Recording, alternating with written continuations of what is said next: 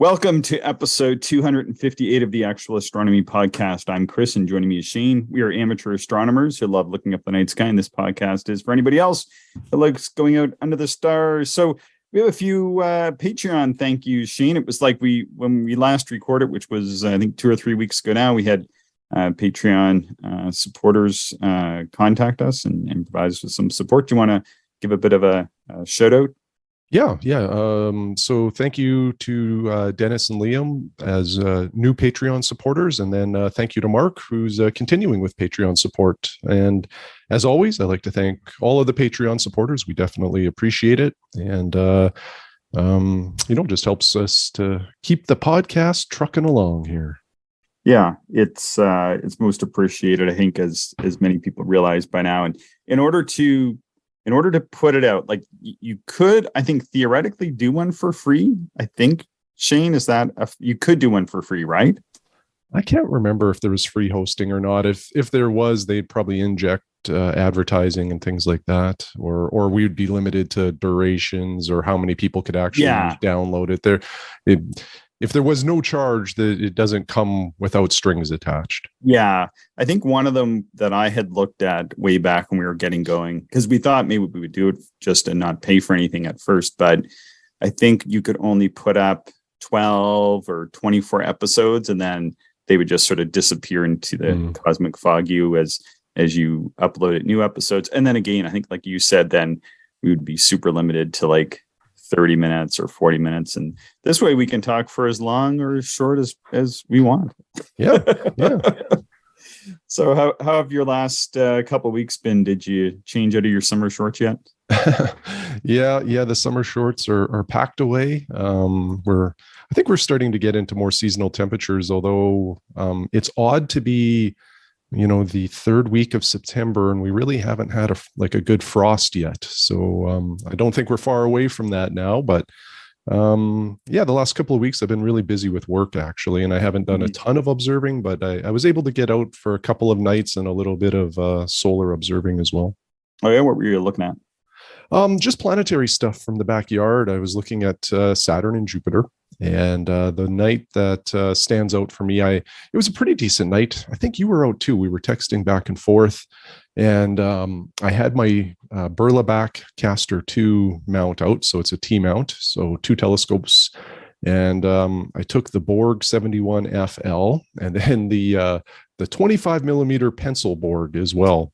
And the real observer. All I could say is why. Well, why do you climb Everest? Because it's there.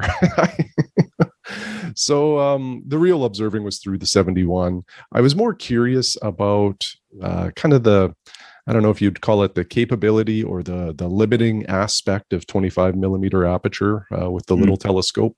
So maybe, I'll talk mostly about the 71. The views of Saturn were great. I was able to get the Cassini division very easy, a little bit of the shadow of the ring on the planet. That northern cloud band that's a little bit lighter, was very apparent.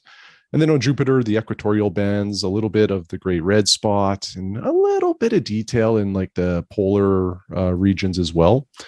So it was quite nice. But what was interesting was on the little 25 millimeter. Again, I wasn't really sure, what I could see or couldn't see. And, at low power, which would have been about like, let me just do the math here real quick. Like 7 times. So I was using a 25 millimeter Plossl. And at 7 times, Saturn just looked like sort of a slightly out of focus star. Like, it wasn't pinpoint. You could tell there was a little bit of shape there. Yeah, I kind of get that when I look at it naked eye. Yeah, exactly. It was nearly a naked eye view. So anyway, that wasn't too exciting. So I really cranked up the power, Chris, and we went up to about like 35 times, or was it 25 times? I can't remember. Right around in that neighborhood. And lo and behold, I was able to easily see the rings of Saturn. Wow. no Cassini division, but I was able to see, kind of on the inner edges on either side of the planet. I was able to see a little bit of darkness and then the rings. So like certainly able to see the disk and then that separation. So I wasn't really sure what I would get, but I wasn't really expecting much. And I think, I'll say that exceeded my expectations. I knew it would look like kind of a football or something, of that shape, but to see again that separation kind of surprised me. And then on Jupiter, the equatorial bands were pretty easy at that power, but not a lot else of detail. It's just you can't expect much from a 25 millimeter telescope, but it was fun. I don't think I'll use it again for planetary observing. It was just more of an interesting little side experiment. This little telescope, it's hard to really call it a telescope, I suppose, but it's wonderful for quick views of the moon, something that, the moon has so much detail. It really doesn't matter what aperture you're using, you're going to see an awful lot. And then it provides some just real nice wide field views, of constellations and such. It really is a nice finder telescope, to put it as a finder on a larger scope. But anyway, that was my one session. And then, kind of the usual solar observing report. Just there's so much going on the sun. There's been some really large prominences. And no shortage of detail every single day, whether it's white light or hydrogen alpha. There's just so many sunspots and, other detail that you can observe right now. It's just been a ton of fun. Cool. How about you? I know you were out getting some observing in. Yeah, I was just going to say, I think it was Nicholas Louis de Lacaille who contributed, I think like a few dozen objects to the Messier catalog. He was a Frenchman, and he was observing at the Cape of Good Hope with a half inch, I think. Oh yeah, 13 millimeter telescope. Anyway, so yeah, he measured like the first 10,000 double stars or variables. I think it was the double stars and other stars. Did like a catalog of the first 10,000 stars in the southern hemisphere. Little tiny pencil board back in the day. I suspect his was a much longer focal length than my F5. Yeah, I think it was like probably like 4 meters. I think I'm not kidding. I think it was like 4 meters and half an inch or something. So. Wow, that would definitely give you the looking through a soda straw effect. Your fields of view would not be very wide. No. Yeah. I've been out observing. I've been getting up in the mornings and observing from like 2 a.m. to 4 a.m. Because sort of a couple of reasons, like just the way the weather has been panning out, like we've tended to have more and better skies, more clear and better skies during those hours. And then just as we were going into this full moon period, I was trying to work around that moon. So I think I was chatting with one of the listeners and sent a shot of my telescope pointed at the moon. But yeah, I guess it was about a week and a half ago. I had a pretty good session and decided that I was going to get up and try to observe a bunch of different things. I ended up doing a sketch of NGCs 288 and 253 in Sculptor. Have you ever taken a look? So NGC 253 is this huge, like 7th magnitude galaxy, and then NGC 288 is a really large and dim globular cluster, both in Sculptor, and I think they're only about like something like 2.5 or 3 degrees apart or something like that. Did you ever see those? I think I would have to check my notes. I think I've looked at 288 from either Davin or Grasslands. I can't remember where I was, but I'm pretty sure I've seen 288. Yeah, they're pretty neat. I did my first white on black sketch. Well, I sketched it a bunch of times, over the course of like an hour. And then there were some other things I had tried to get, but I couldn't, because there were some other galaxies that I was trying to hunt down, but the conditions weren't ideal. I was kind of surprised I was able to get these two, because there was like a little bit of smoke or haze down towards the south. And these are really south hugging objects. And I don't even know that I could get anything that's further south than these much, but anyway, so I went and then took my 3 or 4 sketches that I did of them and took them back and did a good sketch using the white Conte pastel on the black Derwent sketch paper. I sent that along to you. It's not a great photo of the sketch, but the sketch looks pretty decent, I think. Yeah, I think that's super cool. It just gives you a better, like a more realistic perspective of what you saw, with the black background and then the white galaxy or sketch. I thought it was quite nice. Yeah, thanks. And yeah, it's tough to take the photograph of the black on, or the white on black, I found. So often what I'd been doing in the past is taking the photograph of the,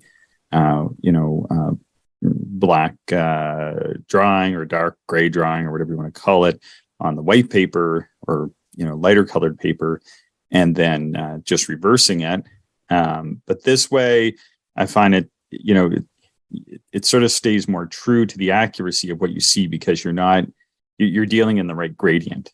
Right. Mm-hmm. But I found like it was really hard to take the photo of it. So the paper was always coming off as having some sort of tinge to it, but it's super black paper. But, as anything, there is some reflective characteristics. So it's either reflecting sunlight or it's reflecting the light in the room. So anyway, I got to figure out how to take better photos of the sketches. Let's see. But yeah, that night, I ended up observing those, and I was trying to hunt down some other galaxies and like dwarf galaxies and just trying to get the fields down. Might hit them back in the fall if we get a good night. And then wasn't successful. And then I decided to take a look at, let's see, what did I do? I think I went and looked at a pile of different globular clusters. Like I think I looked at like SCA2 and I can't even remember. I was like really tired, but I think I peeled through a pile of globulars. There was one night I looked at a ton of globular clusters like M2 and M15, and then kind of spent some time in M92 and M13. And I think there was some other ones in there too. Like I just kind of went and observed all these globular clusters. But that's one of the problems when you get up in the middle of the night. Like sometimes you don't quite remember what you were doing. Yeah, for sure. It's even a long session, sometimes I forget, everything that I've looked at, which is why I like to usually have that little notepad and, I'll write down some basics about, what I observed, what eyepiece I was using, and then a light description, because, no matter what, the human memory is a pretty terrible, it is, place to store information. We forget a lot of things. Yeah. And these were like work nights too. So I was like working during the day, and then I was driving out to my site at night, and then I was setting up and trying to go to bed early, and then getting up in the middle of the night, and then observing for, 2 hours or a little more, and then going to bed for a couple hours, and then getting up and working. I mean, did this for a few nights and was getting kind of a bit wonky. But that night I had, I'm not sure why it was, but and I guess one of the things is that when and I have noticed this before, and this is one of the reasons why I like to observe like this, is that when you get up in the middle of the night and just have your red light and nobody else is around, like I was just around by myself, and there's no other lights, just your red light, just you, and nobody's turning on bright lights, and you haven't been exposed to any bright lights in 6 or 8 hours or whatever, you get like super dark adapted. And I took a look at the veil. I was just like, oh, I wonder if I could just find it. I kind of, it's one of those objects. Sometimes I find it really hard to locate, and sometimes I can just nail it.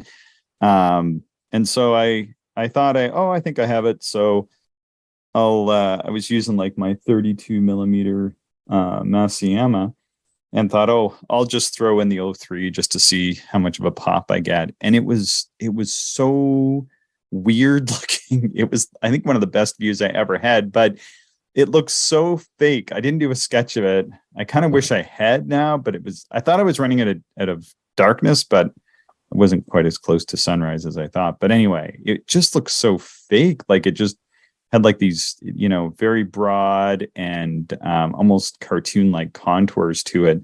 I'd never seen it like that before. I was like, wow, that's really weird. This is an object I've looked at many, many times, but that was one of the more interesting views of it I've had. So I want to kind of get back to it. I don't know. I don't know if it was just that night, because I'm wondering if it was because there was just this little bit of smoke, just a bit of smoke, and it was high up, but I think maybe it was like blurring out like maybe the delicate features and making them kind of more rounded. But it was the strangest thing I've ever seen, and it was very bright, like with the O3 filter, and I was surprised how bright it was in the 4-inch. Oh, that sounds like a pretty cool observation. It is. It's kind of a good point about just getting out to observe, regardless of, say, what the clear sky chart is saying or anything along those lines, because you just never know. And some nights the like everything just seems to work, and all of a sudden you get these incredible views, maybe once in a lifetime or once in a year sort of views, and it makes it all worthwhile. Yeah, it was kind of neat. So that was the NGC 6992/6995 section. I could see the other section that goes through 52 sig, and I could see the Pickering's Triangle as well. But that brighter arcing section was just ridiculous. And then I thought it was brightening up a bit, but I'm thinking now we've had a lot of aurora. I'm thinking it was aurora maybe that was kicking up a little. So I thought it was getting bright, and I was like, oh, well, Mars was just about clearing the trees. So I went off, and I forget what I looked at. I just kind of poked around the sky, and then did take a look at Mars. And I was really surprised that I could start to see some detail on it. And I was just set up on my deck with my lightweight geared tripod. I was really just set up to do deep sky observing, not planetary observing. Didn't have any of my planetary eyepieces out or anything. And I was just like, that's looking pretty good. I was kind of surprised. Have you had a good view of Mars yet? No, I have not. I haven't been up late enough really to see it. And, my view to the east is obstructed. So in order for me to see anything, it has to be about 25 to 30 degrees up. And so I'll be waiting a little while to see Mars from the backyard. I might head out of the city just to get a better view of the horizon, though, to start observing it. Yeah. You should come out. Because I think might have been the next night or the following night, or maybe I had a couple nights on it. I set up my Borg, whatever night that was. I think I sent you a photo. I put the Borg up, which is my 5-inch apochromat, just because I was curious to see what I'd be able to get with it. So again, I set it up. It was actually poor conditions, but it was set to get really good after midnight. And so I went to bed, and I got up, and it was supposed to be totally clear with like above average transparency and such. But it was like there was like a thin layer of cloud just like over the entire sky. Now, I think some of it might have been smoke, but I think that it was mostly this thin layer of cloud. So you could see like maybe like when the moon is pretty much full or close to it, you could see like maybe a few dozen stars and then the planets. And I was like, So I took a pretty good view of Jupiter. I did a sketch of that, and it was a good night for viewing Jupiter. I was able to view it at 150 power using the 5XW Pentax. And what I did is I put the contrast booster on, and it looked really good. I had purposely set the alarm for whatever time it was, like 10 to 2 or something, because I knew that the red spot would be transiting and that I'd see all 4 moons. So I did this sketch of the 4 moons plus the red spot. Did I send that one to you? I can't remember. I think you did. Yeah, I do remember that one. And then had some pretty good detail on it. I posted it to the Astro Sketchers list at the RASC. And then I did a sketch of Mars using using the Mars filter plus the contrast booster. I think I sent that one to you. Yeah, I do remember that one too. Yeah, that was a good sketch. Yeah, and I was able to see all kinds of different features. Like I was able to just pick up some of Amazonas and some of the other details on the planet there. So yeah, that was pretty good. Yeah, I'm not sure. I wonder, would you be able to maybe send those out on the Twitter sphere? Yeah, I think I can definitely do that.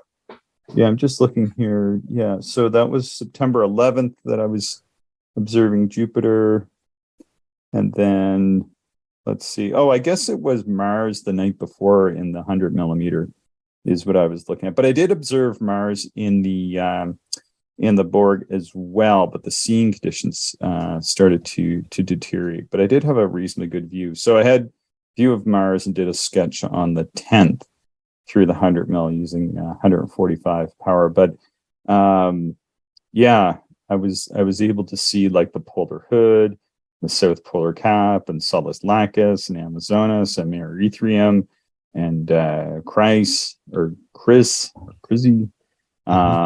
Nihilus Lacus, Mare Catalium. Some pretty good details there are starting to come out. I was kind of surprised, what I was able to pull out with the old, with the old Mars, just being, I think, 10.4 arc minutes. Yeah, it's going to grow quite a bit more from that. So if you're pulling out that detail now, it's just really going to get better and better. Yeah, I think, and I posted that up, and I think some people are kind of surprised, like, whoa, that's a lot of detail in 100 mil. But I think I observed it the night I was observing Mars, and I think that's why I'm a little confused over which night I was observing which planet and which gave me the best views, was that on the Mars night, I did close to, I think, like 2.5 or 2 3/4 hours, and I had about 7 good minutes. So, like, just on Mars for like almost a few hours, and you just get like this shot of detail, and then it would just, turn back to mush, and then I'd, sort of go back at it. I think I did sketch Mars in the. Oh yeah, I did sketch Mars in the 5-inch. But you know what I tried to do? I wrecked my sketch because I tried to do it with like colored pencils and stuff, and that is really hard to do. And my sketch was just terrible. So I didn't put it out. And then this Friday, it just looked totally bleak. Did you observe on Friday?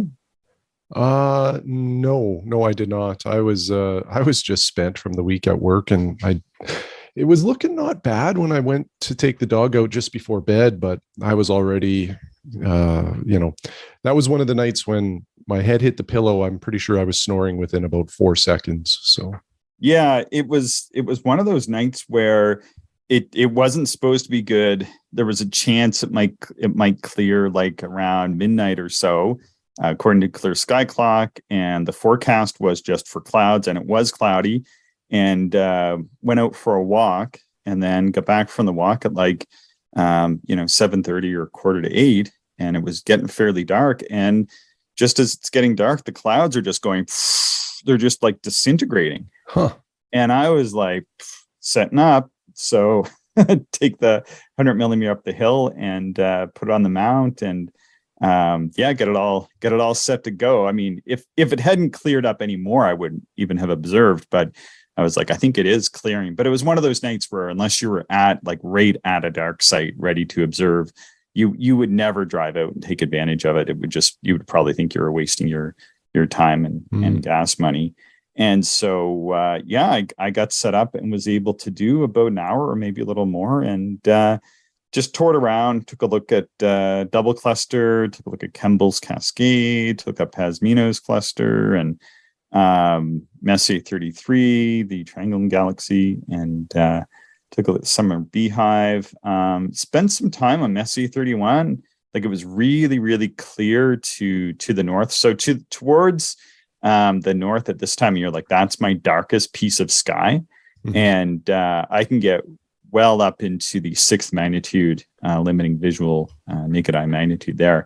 And I'm able to not see stars in M31, but I can see like some of those really faint foreground stars that you see in like the deep sky photos. And then I can start to kind of link out some of the arm features in M31. I spent a lot of time observing it. So, looking at M110 and M32 that are in orbit there, as well as the big star cluster NGC 206. some of the detail in the NGC 206 region. So yeah, that was pretty cool. And then I was showing my wife M13 and M92, like using some relatively high power, and they're fairly high up in that area. The sky is pretty dark and clear too for me. And she's usually the person who says, "Oh, you're just looking at faint fuzzy stuff," but we're able to like resolve them pretty decently, like with the what did I put on there, like 100 power, and we were like, she was able to see stars like in M13 no problem. So it was like getting really good resolution. Even for a 4-inch. So that was like pretty decent considering that night was pretty much looking like a scratch, like it wasn't even going to be an observing night. So, oh, that sounds really good. Yeah. One thing I did is I've always been using for the most part, the TAC 100 DC, which is a 4-inch refractor on the AZ GTI. And I've had more than one person write, to say the least. I've had several people write. I think Ryan and Wade, and I think there's a few other people over time who have written to ask how much more weight or what else could be mounted on the AZ GTI Skywatcher mount. And, I've kind of said that I've hemmed and hawed for a long time to put the Borg 5-inch on there. And so I finally said, screw it. I'll just try it. I'll put the Borg on there just to see what it's like. And it worked. It worked. Yeah. I'm guessing you're pushing the limits. I sometimes even the 100 millimeter, I feel like is pushing the limits a little bit of that mount. Especially at higher powers. There's definitely some dampening time there when you're focusing and such. Yeah, it works, but I would not buy the AZ GTI for a scope that's like not even half a pound more than that. You said, it's pushing it, and, can you use a bigger scope? Yeah. But like I had some mild wind, I think like 13K, 19K winds. And when the 19K winds would hit, it would just it was irritating. So, if and this is on a steel tripod, totally locked down, blah, blah, blah. So it's as good as you can make the AZ GTI as far as mounting goes. So, I think a couple people were asking about I think somebody was asking about TAC DZ and a TAC DL, and somebody was asking about another telescope. And I wouldn't get the AZ GTI for anything larger than a TAC DC. But I think that's one of the great things with the TAC DC is you can put it on a pretty lightweight mount. And I do like the AZ GTI. It's pretty flexible. And for somebody who owns a whole pile of small scopes, I think it's a great little mount for really small scopes, like any of these little Borgs, like the Borg Minis and the Borg 71 and any of those. I really think something like the Borg 90 millimeter would probably be like the best telescope. That would probably be about as big a telescope that I think would work spectacularly on it.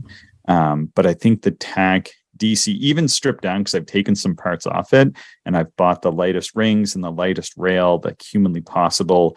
It kind of pushes it a little bit, but it's fine. Like I don't mind like a 2-second dampening time because it is tracking. Yeah. But with the Borg 5-inch on it, I'd say I was at least doubling, maybe tripling the dampening time, and the impact of the wind was, boy, like I might use it. Like I'm not going to say I would never do that again, but it would have to be like a super still evening. Like if it was totally still and there was no wind at all, and I wasn't going to, maybe it's like not the best seeing conditions, so I'm not going to run over 150 power. Yeah, I would use that combination. But if I really want high power, the TAC 100, honestly, the difference is invisible. In fact, the TAC 100, I think, outperforms the Borg 5-inch when using that mount because the mount is compromising its usage too much. Yeah. Well, that's a good little experiment, and now we sort of know, I guess, the limit. And the other thing too about the Borg 125 is I don't think there's a lighter 125 millimeter telescope out there either. So no. If you're running any other 125, there's just no way that mount would handle it then. Yeah, I would like to get like a more beefy mount and get it permanently mounted up some way somehow, because it's that's a pretty cool scope. Like even when you throw it up after using the TAC 100 DC, the TAC 100 DC kind of looks like a traditional refractor with the long skinny tube, whatever. But then when you put the Borg up, because it has a very the white part of the tube is very short. I think it's like 640 millimeters. And so the actual white part of the tube is smaller than the white part of the tube on the TAC, but the tube diameter is like more than an inch larger. So it looks like a really weird telescope, like a bit of a Canon, versus like a beautiful telescope silhouette. So it is kind of a funny instrument. But man, like you really notice that difference in weight. Like, I don't mind that it's just a few pounds heavier. I guess it's really about 3 pounds heavier. You think that's not going to be much, but the TAC 100 at, I think mine's weighing in at like 5.9 pounds, and I keep the rings on it. I don't even bother taking the rings off it. So that adds maybe another pound and a half. So it's running like just over 7 pounds, and just feels kind of like nothing because it's pretty svelte and it's like well balanced and everything. But then when you grab the Borg, even without the rings, it just like it's so much bigger and bulkier. Like it only weighs maybe 2 pounds more or something in like that kind of comparison. But it's kind of surprising. Like it really makes you think twice about putting it up, especially when, like, honestly, the performance between a 5-inch apochromat and a 4-inch is so close. Like, right. It's surprising how close they are. Yeah, no, that's interesting. Yeah. When I had the 120 and my 102 millimeter, I didn't see a huge difference, but this was all backyard observing too. I wasn't doing any dark sky stuff, which that probably would start to separate a little bit there. Yeah, I was thinking about it, and I think that kind of like the comparison is like, I would love to look through your 71 and something like a 90 millimeter. So I think that is a nice jump. I feel like there's a lot of these 70 odd millimeter scopes around now. And that is, like a 70 millimeter scope isn't appreciably bigger than a lot of these short tube 60s. Like I have the TAC FS60. And I feel like going to the 70 millimeter, you're not really losing that much field of view. And really, they're not that much larger. So I feel like something in the 70 millimeter class is like the ultimate portable scope now. And then when you jump up, you want to go to like a 90 at least. And then if you go to 100 millimeter, you're really going to notice a difference, because you've basically, gone up like more than a third of the size, or, it's like a 50% increase or something like that in the size of the instrument. Yeah. Well, I've sort of revectored my little refractor collection. So when I got the Borg 71, I was starting to question, do I need my William Optic 61 anymore? Because my little 61 millimeter was super portable, very nice wide field. So I had them out side by side on a T-mount doing a comparison. And the 71 was noticeably, you could just see the impacts of that larger aperture. Views of the planets were much better, higher resolution. It was just more enjoyable, and it was definitely able to pull in fainter stars and the fields of view. While the William Optic was a little bit wider, it wasn't substantial to me. And so as such, the 61 has been sold. The 71 is just, in my opinion, a superior instrument. And then, my next hop really is the 102. And then I think, for an appreciable difference from the 102, I'm now thinking, if I want that larger aperture, it's got to be probably in that 130 to 140-ish range, or 130 to 150. And now you're starting to talk, though, that's a pretty large tube and a heavy telescope. And, it starts to change the whole situation around mounting it too. Like, I have to think about, can my mounts even handle something that big and heavy? So for now, I'm pretty pleased. Like I have the little 50 millimeter Borg for rich field, 71 for ultimate portability. I still have the TAC 76, which is an incredible 3-inch telescope. And then the 102, which is kind of more the dark sight telescope, or Yep. much larger aperture for some planetary observing. Yeah, I think like knowing what I know now, and I don't know if I'll eventually, go this road or not, but I really think that like the small like mini Borg is, I got to admit that scope is so awesome. The little 50 millimeter is so awesome and so much fun and was so cool to put together, and really not that much money. Sorry, you're going to say something? Nope.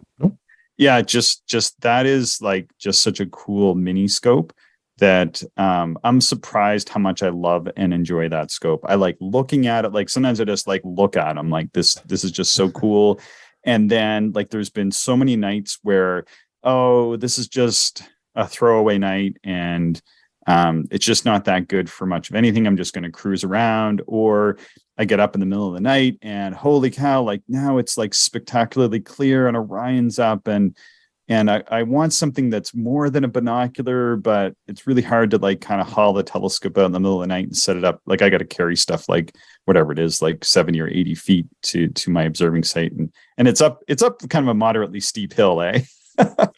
Moderately, yeah. It's not like that steep, but it's still like it's a bit of a haul and it's going to take some time, but yeah, I can grab that mini Borg and I can literally throw it in the side pocket of my observing pants, and I can grab my eyepiece case and I can grab my super lightweight alt azimuth and I can run up the hill and I can be observing in literally 5 minutes with a little telescope that I can put filters on. And I've done that so many times. Like I've probably, since you made that scope up for me and then I kind of tinkered with, I bet you, and that's just 2 years now, I think we've had those, something like that. Yeah. Easily, I've done 24 or 30 nights with it that I otherwise just wouldn't even have observed. And I've done like all kinds of sketches with it. So anyway, that's sort of my my soapbox on that. And then I think to go up from there, like I've compared my 60 to it.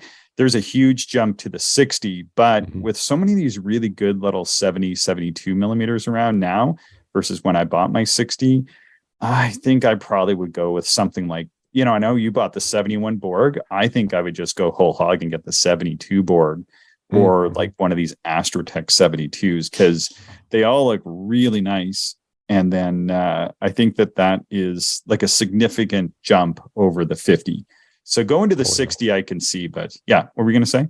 I just said, yeah, totally agreeing. The neat thing though about your 60 TAC is the Q extender that you can insert, and have a long focal length 60 that is pretty darn close to perfect in terms of optical performance. And a 60 millimeter, especially a long focal length one, really does well on the planets, I think. And there's still a place for those for sure. I think so, but I think if I was, this is sort of like the ultimate win the lottery wish list kind of thing, then I think I would go with like the FOA or whatever it's called, 60. I think I would go with something like that for that ultimate little planetary scope. But anyway, like just as far as like, what I've experienced and what I'd actually get now is, I do another Borg 50 in a heartbeat. And then I do something in the 70 to 72 ish range, maybe even like an old 77 Borg, something super light. And then I really think like the 4-inch planetary refractor is like, it is kind of like an ultimate scope in a way. If you look around, like, and I've owned like a 6-inch high-end Maksutov, and I've looked through a lot of other like 6, 7, 8-inch refractors, reflectors, and Schmidt-Cassegrains. I think that the 4-inch really does kind of push those out of the realm, because the 4-inch just can do so well on the planets immediately without much cool down, and like the images are just that spectacular without really having to fuss too much.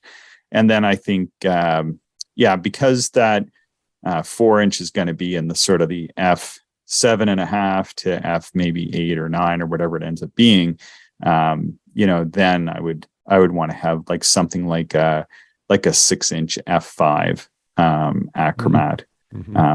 For like some better wide field, sort of low power, but but light grasp kind of views, because kind of like you, I think you really need to go up about 40% in aperture to really notice enough of a difference. And I think between the 50 to the 70 odd, I think you'll get that. And then by going to the 70 odd millimeter to 100, you get that same 40% jump. And then to go from the 100 or whatever it is, like there's even 105 millimeter scopes around by like CFF or whatever they're called. Then I think you really want to go to that 6-inch, and then you'll really like see that pop again, or like a 6-inch Apo. But I think like I was really surprised how close the 4-inch to the 5-inch was. And I feel like the 5-inch to the 6-inch would be pretty close. Like I think in order to get another bump from the 5-inch, I would really have to go to like something 170 millimeters or larger. Like I would really have to sort of blow beyond that 6-inch range now. Like I had often thought I would go to a 6-inch just to kind of have, because they're available, but I don't know, like after comparing the 4 and the 5-inch now, like, and I have sort of compared it in my head, and I've compared it sort of side by side in the field now. I think you'd have to go substantially larger really to see the pop. Yeah.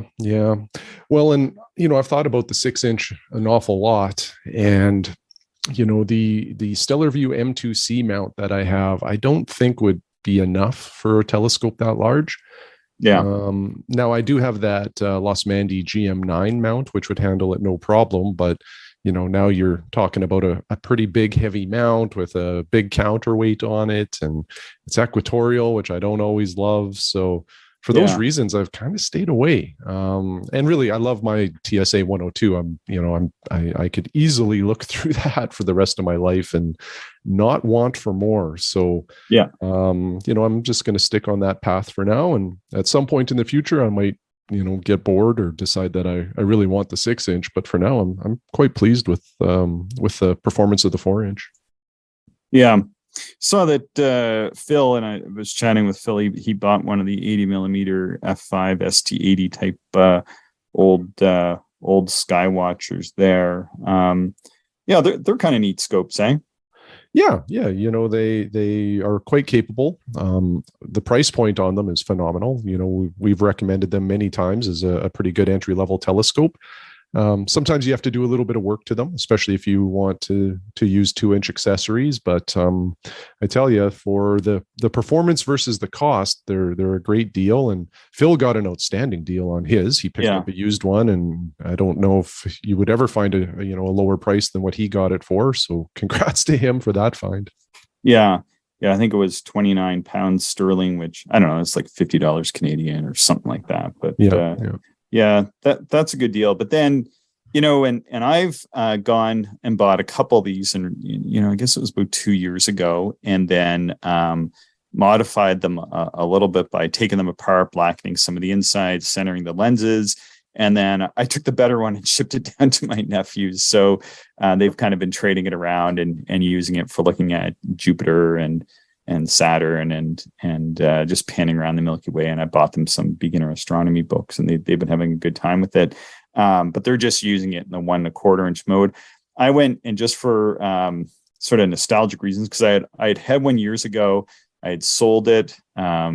Actually sold it to the guy who does the editing on the calendar. Or he does the graphic design on the calendar that I'm the editor for. Anyway, and so I had modified that one back in the day, and then I always wanted a 2-inch focuser for it, and finally bought a new one, put a 2-inch focuser on it, and that costs a lot of money though. Then when I was doing this like 2 years ago, I think the focuser at the time was like 130 something American, so 150 American with shipping, which is like getting around $200 Canadian once it was all said and done. But I got the scope for $99 new, so it's like a $300 telescope that can do 6 degrees, so not too bad. But I don't know. I'm kind of it was sort of like a fun little project to do, but now and soon after I had finished that, I saw that Astrotech is I think it's the house brand of Astronomics, who's the sponsor of Cloudy Nights. Isn't that the way it works? They just sell through there. Yeah, I'm pretty sure that's right. Yeah, but I think there's others that are selling these, but I think they have the best price on what's called the AT72ED. And I see the full price is, I think it's like $329 American dollars. And then I know from time to time they've had it for $299, I think. So I got to say that, that $299, once you factor in shipping and everything, is, I think it's pretty much an identical price as an ST80 and the associated hardware and adding on a 2-inch focuser, which, by the way, like adding on the 2-inch focuser, it's kind of plug and pray, and mine's not really that centered, so it really ends up making the ST80 a low power instrument from a low power instrument to a really low power instrument, because I noticed on the planets things aren't as sharp as they were when I just had the manufacturer 1 1/4 inch eyepiece holder. So I think that now the way to go is these 72 EDs. I think it makes a lot more sense because you get the little telescope. It's got ED glass. I think it's the more affordable ED glass, like the FPL 51 or something, or shot glass, or whatever it is. I've had telescopes with that glass before. I've never looked through a 72 ED by Astrotech. I would love to, though. But we've had, I think, 4 or 5 listeners buy that scope and send pictures and write in about it being a really good little scope. And, I think with the 80 Achromat F5, I think probably with it being an Achromat and some of the other compromises with those little scopes, I think the 72 ED is probably a slightly better option if you own all the 2-inch accessories already. I'm going to put it that way. Yeah. If you're, if you're into 1 1/4, which I really am for the most part, then the stock ST80 is a pretty good buy. But it is really hard to argue against these new AT telescopes, either the 60 or the 70 millimeter class, because you are getting an apochromat with I think rotating focuser, 2-inch. Yeah. Like there's just a lot going for those, and mounting the price hardware point is so good. It's a telescope that you don't have to fiddle around with. It'll just probably be great out of the box. Whereas the ST80 does require a little bit of love and care to up the performance. Yeah. So I did that when I sent the one down to my nephews. I modified it. I did all those little like blackening the whatever inside. I took the lens apart and I centered it, and I did all that kind of stuff. And so I actually I bought 2. So I bought one for me and I bought one I was going to give them. And I shouldn't say this, I got hemmed and hawed, but I did send them. I felt like guilty. So I sent them the better one. Mm-hmm. And so I sent them one. It just had slightly better color correction.